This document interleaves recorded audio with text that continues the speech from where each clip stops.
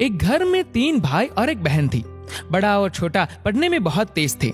उनके माँ बाप उन चारों से बेहद प्यार करते थे, मगर मझले बेटे से थोड़ा परेशान से थे। बड़ा बेटा पढ़ लिख कर डॉक्टर बन गया, छोटा भी पढ़ लिख कर इंजीनियर बन गया, मगर मझला बिल्कुल आवारा और गवार बन के ही रह गया। सबकी शादी हो गई बहन और मझले को छोड़। दोनों भाइयों ने लव मैरिज की थी। बहन की शादी भी अच्छे घराने में हुई थी। आखिर भाई सब डॉक्टर इंजीनियर जो थे।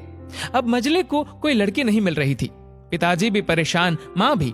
बहन जब भी मायके आती सबसे पहले छोटे भाई और बड़े भैया से मिलती, मगर मझले से कम ही मिलती थी, क्योंकि वह न तो कुछ दे सकता था और न ही वह जल्दी घर पे मिलता था। वैसे वह दिहाड़ी मजदूरी करता था, पढ़ नहीं सका था तो भला नौकरी कौन देता। मझले की शादी किए बिना पिताजी गुजर गए। माँ ने सोचा कहीं अब बंटवारे की बात न निकले, इसलिए अपने ही गांव से एक सीधी सादी लड़की से मझले की शादी करवा दी। शादी होते ही न जाने क्या हुआ कि मझला बड़े लगन से काम करने लगा। दोस्तों ने कहा, ए चंदू आज अड्डे पे आना। चंदू बोला, आज नहीं फिर कभी। दोस्त कहता है, अरे तू शादी के बाद तो जैसे बीवी का गुलाम ही हो गया है। चंदू ने कहा, अरे ऐसी बात नहीं, कल मैं अकेला एक पेट था तो अपने रोटी के हिस्से कमा लेता था, अब 2 पेट है आज, कल और होगा। घर वाले नालायक कहते थे पर चलता था, मगर मेरी पत्नी मुझे कभी नालायक कहे तो मेरी मर्दानगी पर एक भद्दी गाली है, क्योंकि एक पत्नी के लिए उसका पति उसका घमंड, इज्जत और उम्मीद होता है। उसके घर वालों ने भी तो मुझ पर भरोसा करके ही तो अपनी बेटी दी होगी, फिर उनका भरोसा कैसे तोड़ सकता हूँ। कॉलेज में नौकरी की डिग्री मिलती है और ऐसे संस्कार माँ बाप से मिलते हैं।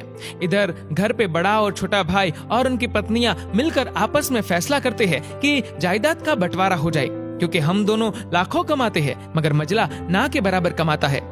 ऐसा नहीं होगा। माँ के लाख मना करने पर भी बंटवारे की तारीख तय होती है। बहन भी आ जाती है, मगर चंदू है कि काम पे निकलने के लिए बाहर आता है। उसके दोनों भाई उसको पकड़कर भीतर लाकर बोलते हैं कि आज तो रुक जा, बंटवारा कर ही लेते हैं। वकील कहता है, ऐसा नहीं होता, साइन करना पड़ता है।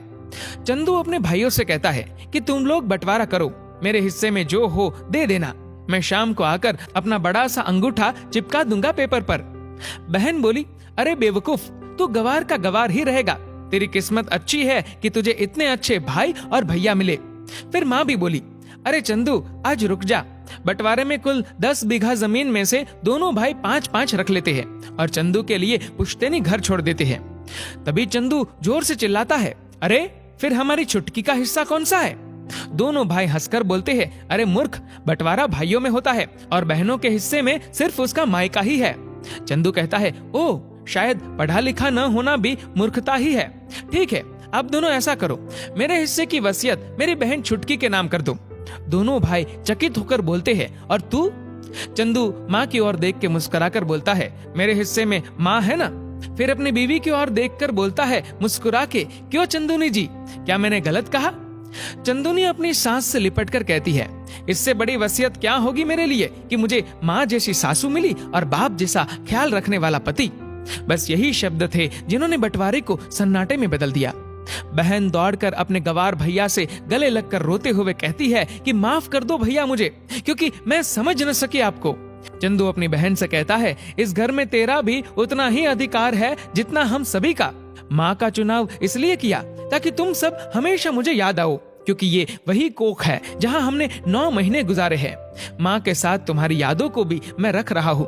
दोनों भाई दौड़कर मजले से गले मिलकर रोते रोते कहते हैं, आज तो तू सचमुच का बाबा लग रहा है। सबकी पलकों पे पानी ही पानी। सब एक साथ फिर से रहने लगते हैं। जब लोग अनपढ़ थे तो परिवार एक हुआ करते थे। मैंने टूटे परिवारों में अक्सर पढ़े लिखे लोग देखे हैं। दोस्तों, इस वीडियो को लेकर आपकी क्या राय है नीचे कमेंट करके जरूर बताएगा। और अगर आपको वीडियो अच्छा लगा हो तो इस वीडियो को लाइक करेगा, शेयर करेगा ज्यादा से ज्यादा लोगों तक। और ऐसी और भी इंस्पिरेशनल वीडियोस के लिए सब्सक्राइब करें हमारे यूट्यूब चैनल को और फेसबुक पर फॉलो करें हमारे पेज को। धन्यवाद।